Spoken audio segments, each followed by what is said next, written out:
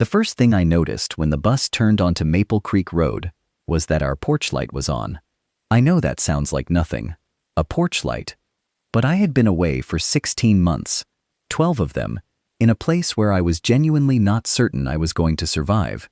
And for the last 4 of those months, lying in a military hospital bed in Germany, staring at a ceiling that was too white and too clean, every version of this moment I had imagined had included the same detail.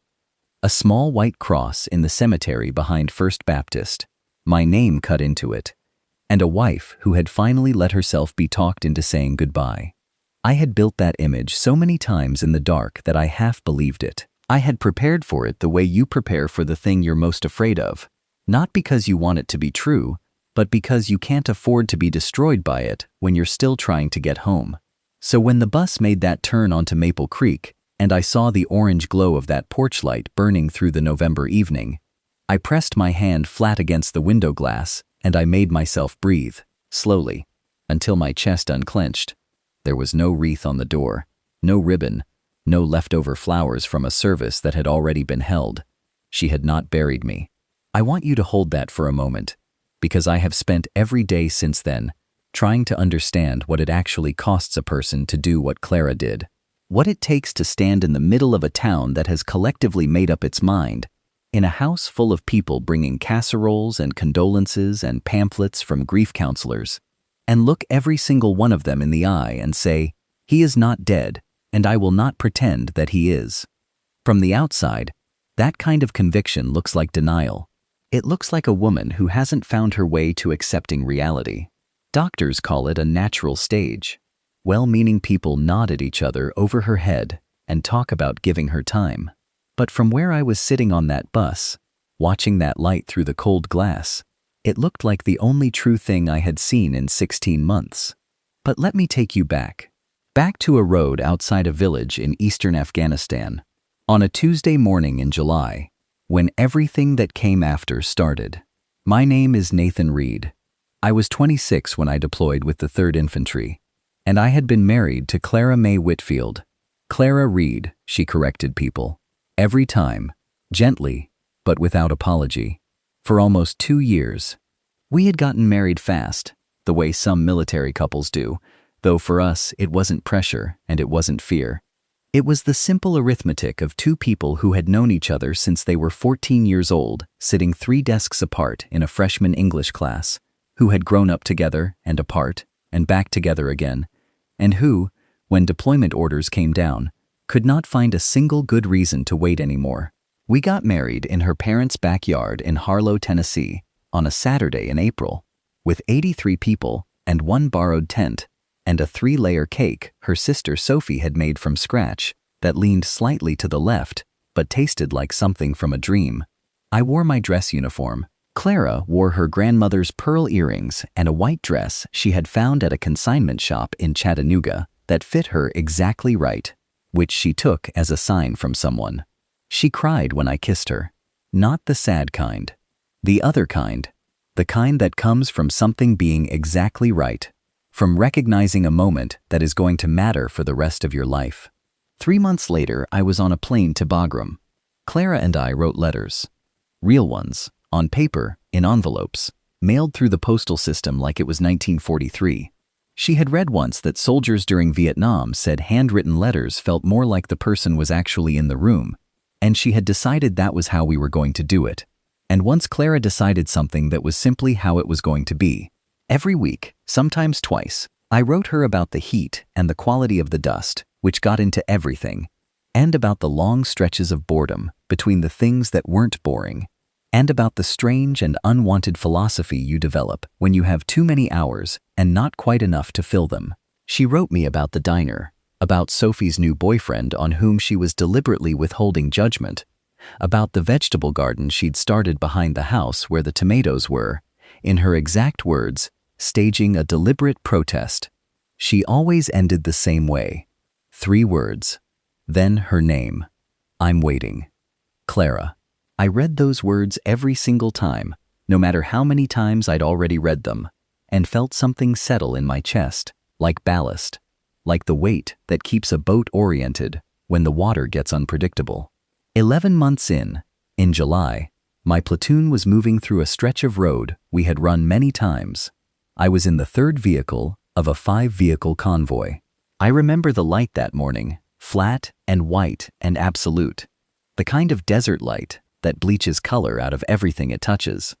I remember Darnell talking at serious length about his mother's sweet potato pie, the precise and specific way she made it, with the kind of detail you can only produce when you've been away from home long enough to need that particular conversation. I was half listening and watching the road. Then the world came apart. The first device hit the lead vehicle. The convoy stopped. The second device was closer, and I remember the sound. A sound like a door being slammed by something enormous. And then there is a long blank space where my memory used to be.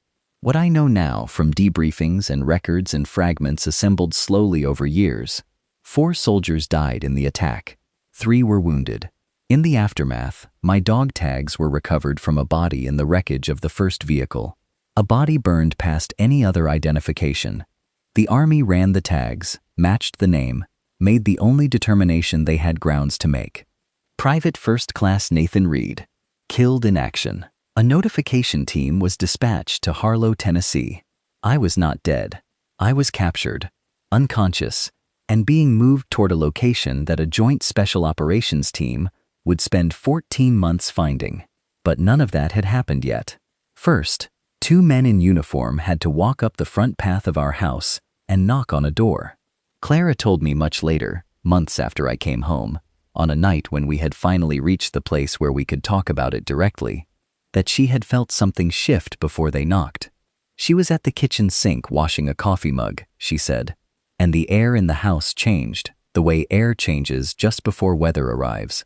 Not the thing itself, but the signal. She looked at the clock, 9:14 in the morning. She went to the front door before the knock came. Captain Mercer delivered the notification the way he had been trained. The Army regrets to inform you. Killed in action. IED attack. Dog tags recovered. I am very sorry. Clara looked at him without speaking for a long moment. Then she said, quietly, Nathan isn't dead. Mercer looked at her with the careful, patient attention of someone watching a person stand too close to an edge. Mrs. Reed, he said, I understand how devastating this is to hear. I'm sure it is, she said. But there's been a mistake. He isn't dead. She thanked both men for coming, closed the door, and called his parents. His father Thomas arrived that same afternoon, a man not naturally given to visible feeling, and the grief on his face when she opened the door was the most unguarded thing Clara had ever seen on him. He said he was sorry. She said there had been a mistake.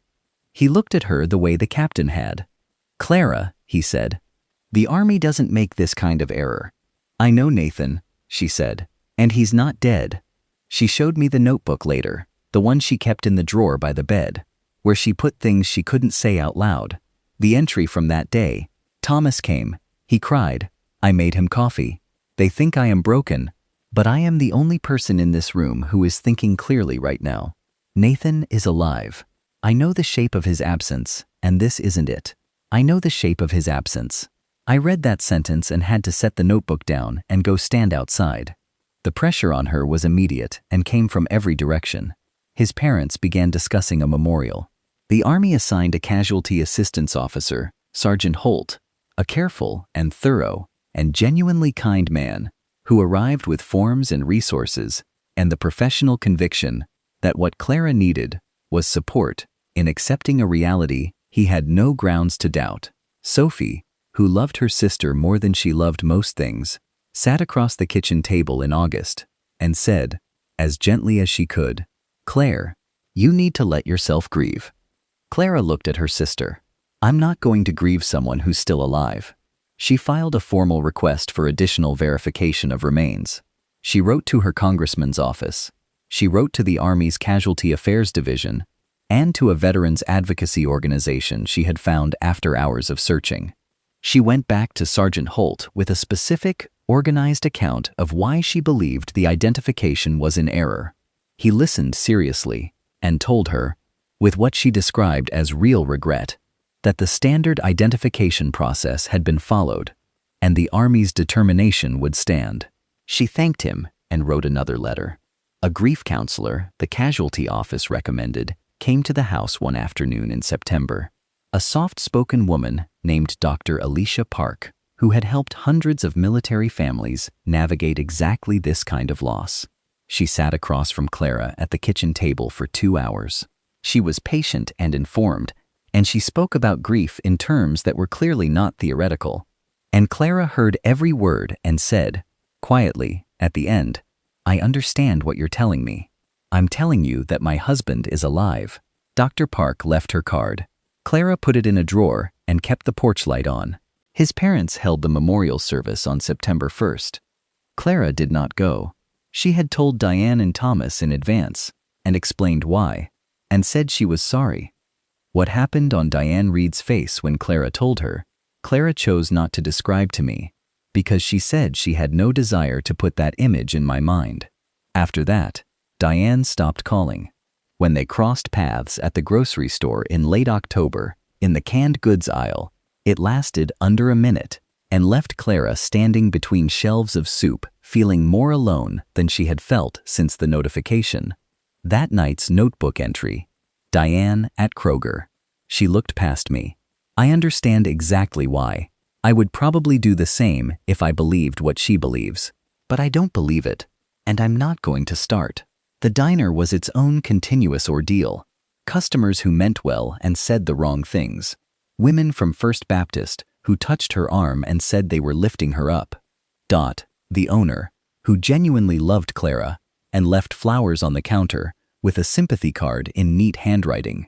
Clara thanked Dot, put the flowers on the windowsill, worked her shifts, and came home every evening and turned on the porch light. Every night, for 14 months. She couldn't explain it as a rational decision when I asked. She said it was just what she did, the way she had always turned it on when I worked late. Because leaving a light on for someone is the most basic possible way of saying the world still has a place set for you. She kept the light on in other ways too. She made the bed on both sides every morning. She kept the chair at the kitchen table that was mine, pushed in at its angle. Not pushed in flush against the table, the way you'd push in a chair no one uses, but at the slight outward angle of a chair someone sits in and gets up from. She cooked for 2 on Sundays, even when Sophie had stopped coming by regularly because the visits were getting difficult. Even when the extra portion sat in a container in the refrigerator until it had to be thrown out on Tuesday. She told me these things, not all at once, but in pieces, over months. In the way you tell someone a story when the telling of it is still something you have to feel your way through. I think she told me slowly because some of it was hard to say without sounding like she had been half mad with grief, and she needed me to understand that she hadn't been. She had been completely, utterly clear-eyed. She had just refused to let the furniture of our life rearrange itself around an absence that wasn't real. Now let me tell you what was happening to me during all of this. Because the two things were running side by side, and I've spent a long time trying to understand whether they were connected in a way that goes beyond what can be easily explained. I came back to full consciousness about 4 days after the attack. Stone room, plywood over the single window. My ribs were wrapped and the wound on my left arm had been dressed badly and was starting to show it. 2 guards outside. Neither spoke English. I spent the first 2 full days in that room doing an inventory of what I knew. I was captured. The convoy had been hit. I didn't know how many had survived. I didn't know if the army was looking for me specifically, or if they even knew I was alive. What I did know, and I mean this literally, not as a way of speaking, was that I was going to stay alive. Not because I had a plan, not because I was braver than I actually was, because I had a wife in Harlow, Tennessee, with pearl earrings and a lopsided wedding cake, and 3 words at the bottom of every letter, and I had told her I was coming home, and I did not intend to be wrong about that. On the worst days, the days the infection made clear thinking effortful, the days when the isolation worked at the edges of things and made the fixed points of memory feel uncertain, I recited what I knew to be true. My name, the date we were married, the color of the kitchen walls in our house, the specific way she smelled when I came home to her, something like cut grass, and whatever soap she used. Her handwriting, The 3 words at the bottom of every letter. I'm waiting. Clara. I said that to myself on the worst nights like a compass bearing. She is waiting. She doesn't know where you are, but she is waiting. Get up. And something in me held. I cannot explain it more precisely than that. Something held the way good rope holds. There was one night in November, 4 months in, when the infection peaked, and the fever was high enough that the fixed points started to drift. I lost track of how many days I had been there. I lost track, for a while, of whether the thing I was remembering was a real memory or something I had constructed. I lay on the floor of that room for what might have been hours, and I said her name, out loud, into the dark, because it was the most certain thing I had access to. Clara. Not a prayer exactly, more like a fact I needed to state aloud to keep it from becoming abstract. Clara. I'm going to get home. The fever broke by morning, and the fixed points came back into focus, and I got up. She also kept a second notebook, she told me, the one she had started after the first one filled up around month 7. She showed me both eventually. The second one was different in tone from the first. The first was sharp and certain, full of the specific anger of someone who knows she's right and can't make anyone else believe it. The second was quieter. There were entries that were only 2 or 3 lines. There were dates she had simply written, still waiting, and then her name, Clara, the way she signed her letters to me, as if she was writing to me there too, as if the notebook was a letter she didn't know how to mail. I read both notebooks over the course of about a week, a few pages at a time, because more than that was too much to hold. When I finished the second one, I went and found her in the garden, and I stood there for a minute before she looked up, and I said, I read it. She set down the trowel, and she looked at me. All of it? All of it. She nodded slowly. Then she said, I think I needed somewhere to put it so it didn't take up the whole house. I understand, I said. I think you were talking to me. She considered that for a moment. Then she said, I think I was. In December, 11 months in, I was moved. It felt like worsening. Change without control always does. But the new location, as I learned later, had placed me within range of a joint special operations team that had been building intelligence in the area for months. A shift in my captor's pattern had made things careless in ways that mattered. I knew none of this. I knew different walls. There was a stretch of about 3 weeks in January, the 12th month, that was the worst I'd been through. The infection had come back in a new place, and my captors had less medication than before, and the room I was in was colder than it had been in December. And the combination of those things brought me to a place where the certainty I had been carrying started to feel less like a fact and more like a thing I was desperately performing, an act of will with nothing behind it. I lay on the floor of that room on the worst night, and I thought, what if I'm wrong? What if she has held the service? What if the house on Maple Creek Road has a white cross in front of it, and Clara has put my shirts in boxes, and the chair at the kitchen table is pushed in flush? What if she's had to do all of that, and I'm lying here like an idiot, believing in something that stopped being true months ago? I lay there with that thought for a long time, and then I thought about her handwriting. I thought about the specific look of those 3 words at the bottom of every letter. I'm waiting. The way the letters were formed, the slight leftward lean of her cursive, the period after Clara that was always a little heavier than the others, like she was pressing down. I thought, she is not someone who signs her name to something she doesn't mean. I thought, she is not someone who says she is waiting when she has stopped. And I got back up off the floor.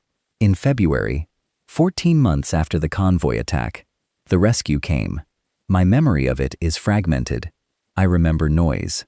I remember hands that moved with a confidence I recognized immediately as friendly. The inside of a helicopter. A medic's face close to mine. Reed, we got you. You're going home. I was flown to Landstuhl in Germany, and I was there for 6 weeks. In the first week, a nurse named Patrice helped me write a message for the Army's Casualty Notification Office. She read it back to me when it was done. I'm alive. I'm in Germany. Tell Clara to leave the light on. She looked up from the page. Is that what you want to say? Yes, I told her. That's exactly what I want to say. I don't know how long it took for that message to reach Harlow. I was unconscious for most of that week. Sophie was with Clara at the diner on the Thursday afternoon when the call came. Clara stepped outside the way she always did for calls during her shift. She stood on the sidewalk on Main Street in Harlow in February and listened to the army tell her that her husband had been found, had been rescued, was recovering in Germany, and would be home within 6 weeks. Sophie told me that Clara stood without moving for about 30 seconds. Then she said, quietly, to the February air, "I knew." And she sat down on the curb on Main Street and cried for the first time in 14 months. People always ask what made her so certain when everyone around her had accepted a different reality. And I have thought about this longer and harder than I have thought about almost anything else. And I believe the honest answer is that certainty might be the wrong word for what she had. Certainty implies evidence, something you can point to. What she had was refusal. There is a real difference between knowing something is true and refusing to accept that it's over. And it matters to understand that difference. She didn't have proof. She had the texture of 16 years of knowing me, the specific weight of what our marriage felt like, the feel of what his absence normally felt like. And that familiar weight didn't match what she was being told. So she refused to release it. Quietly, consistently, not because she was certain, because she was unwilling to act as though she wasn't. The 6 weeks in Germany were strange in a way that's hard to articulate. I was recovering physically, which gave the days a structure. There were doctors and physical therapists and meals at regular times and lights that went on and off on a schedule. But mentally, I was in 2 places at once. I was in a hospital bed in Landstuhl, and I was also, constantly, on Maple Creek Road, walking toward our house, imagining what I was going to find. I had the message that had been sent, telling Clara I was alive. I didn't know what had happened in Harlow over the 14 months. I didn't know if she had held the service. I didn't know if she was still in the house. I didn't know what the town had done to her, or what his parents had said, or whether the accumulated weight of all of it had eventually worn down what I had always believed was the most unshakable thing about her. A social worker came and asked how I was doing with uncertainty, and I told her I was managing. What I meant was, I am counting the days until I can get on a plane and find out. I came home in early November. The army offered a formal homecoming. I said no. I took the bus from Nashville and got off at the corner of Maple Creek and First Street with my bag and my slightly too large boots, and I stood on the corner in the early dark, and I looked down the road. Porch light on. No wreath, no ribbon. I walked down Maple Creek slowly, 30 pounds lighter than I'd been the last time I walked it. My left arm still weak, taking my time. Past the Henderson place where the old dog had died, and the porch was quiet. Past our mailbox, still leaning at the same old angle, to the front step with the new crack in it, and I knocked on my own front door, her footsteps inside, quick, the specific rhythm of her walking fast, which I had not heard in 16 months, and which I apparently had memorized without knowing it until I heard it again. The footsteps stopped on the other side of the door, then the door opened. Blue sweater I didn't recognize, hair shorter than when I'd left. She looked at me for 1 full second to make sure I was real. Then, "You're late," I said. "I know." And her arms came around me and mine around her, and we stood in that doorway without another word for a long time, and the porch light burned above us. What I found in the house, slowly, as I came back to myself, the mantel bare. No photograph, no flag, no candle. An empty shelf, waiting. In the drawer beneath it, my letters bundled with a rubber band, and underneath them, a sealed envelope with my name in her handwriting. She left the room while I opened it. 1 page. It said, "They came today. 2 men in uniform." I'm not going to write down what they told me, because writing it gives it more reality than it deserves, and it doesn't deserve any. I know what people are going to say now, and I know how this is going to go. But I know you, Nathan. I know the specific way you come back into a room you've left, like you're checking to see if everything is still where it was. I know you still can't sleep on your left side, no matter what we try. I know that you have been helping me make sense of things since we were 14 years old, and I do not believe someone like that just stops. I didn't feel it stop. So I'm writing you this to tell you I'm not doing this. I'm not holding a service, and I'm not saying that word they used, and I'm leaving the light on every night until you come down this road. Don't make me wait forever. She hadn't signed her name. Just, I'm waiting. I folded it back into the envelope and went to find her. She was at the kitchen sink. I put my hand on her shoulder, and she reached up without turning and covered my hand with both of hers. We stood there. There was nothing that needed to be said right then. The saying could wait. Coming home was not a single moment, and it was not simple, and I want to say that plainly, because stories like this can make it sound as though the surviving was the hard part, and everything after it was just the reward.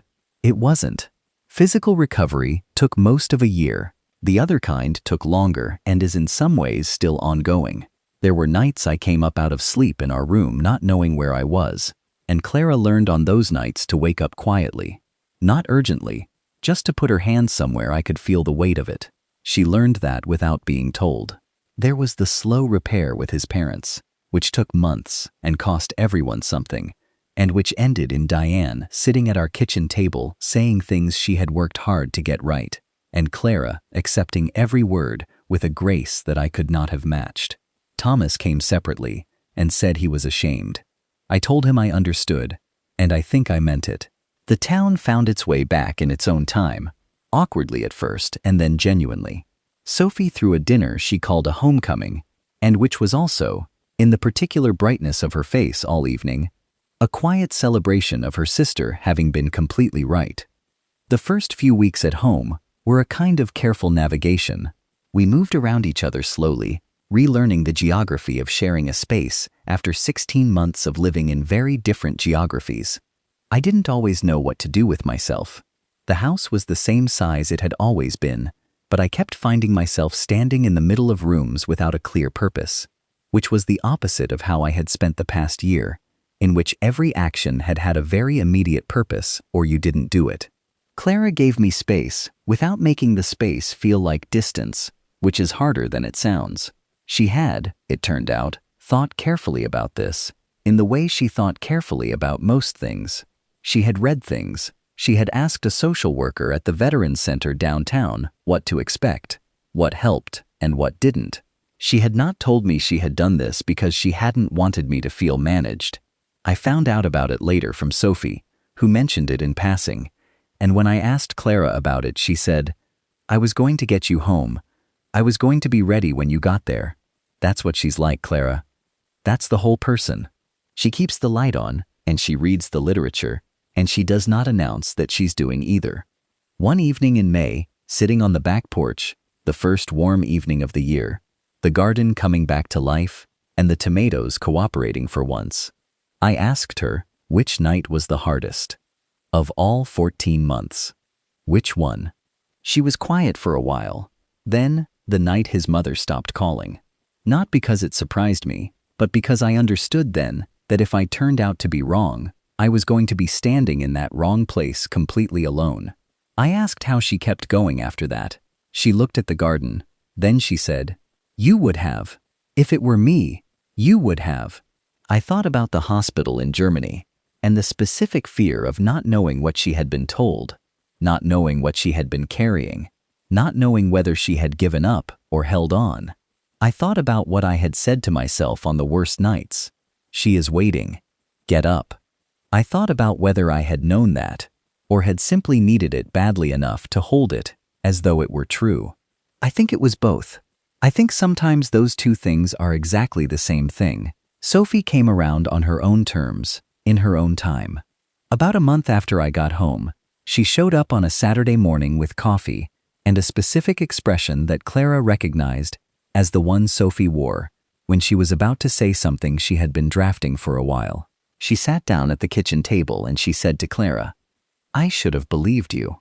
Clara said, "You stayed." Sophie said, "That's not the same thing." Clara thought about it. "No," she said, "but it's almost everything." They sat there with their coffee for a while without saying much else. That's one of the things I love about the two of them. They know how to be in a room together without needing to fill all the air. I came in from the back porch and saw them sitting there, And I understood, without being told, that something had been said and resolved, and that the resolution would not be mentioned again, and that this was the correct way to handle it. I poured myself coffee and sat down with them. In June, we sat on the front porch after dinner, the way we used to before all of this. Fireflies had started up over the yard. The air smelled like Tennessee summer just beginning to arrive. After a while, she said, without looking at me, "You never really doubted me, did you?" I looked at her in the evening light. "No," I said, "never." She nodded. "I didn't doubt you either." I reached over and took her hand, the way I have reached for her hand since we were 14 years old. She turned her hand over and held mine. "Leave the light on," I said. She looked at me sideways with the corner of a smile.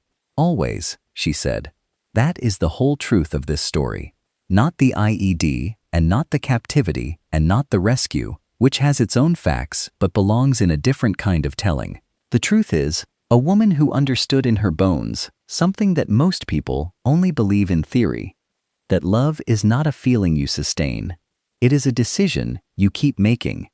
And it looks from the outside like stubbornness, and from the inside, it feels like holding a rope in the dark without knowing whether there is anything on the other end, and holding it anyway. It's the notebook in the drawer. It's the letters to the congressman. It's refusing, politely and without drama, to attend a funeral with no body in it. It's choosing, every night for 14 months, to get up one more time and turn on the porch light. Not because you know, because you refuse to act as though you don't. And then one evening in November, after all that refusing, after all those nights, a bus turns onto your road, and you go to the door before the knock comes, and the person you left the light on for is standing there in boots that don't quite fit, thinner and slower, and changed in ways it will take both of you a long time to learn, and you say, "You're late." And they say, "I know."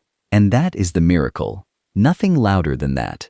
Just two people who kept their word to each other across a distance that had no business being survivable. Just a light at the end of a long road, burning where it was supposed to be, patient and ordinary and absolute.